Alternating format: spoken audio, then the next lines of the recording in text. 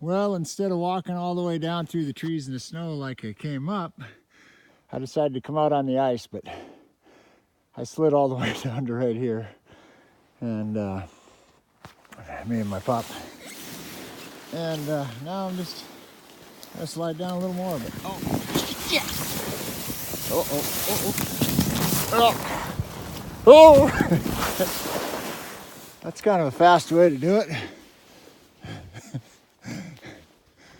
If you're gonna be dumb, you gotta be tough. So I left my cleats in the sled over there, so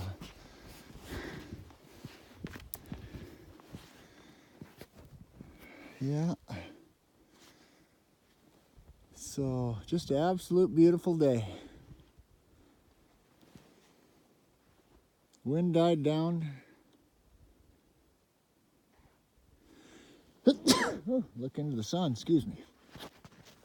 But yeah, beautiful day. Just gonna go up and taking some cinder blocks up to my sheep camp and checking sets and pulling gear at the same time. I don't know how long the snow is gonna last, so I'm pulling a bunch of gear on my way. So, all right, we'll check in later.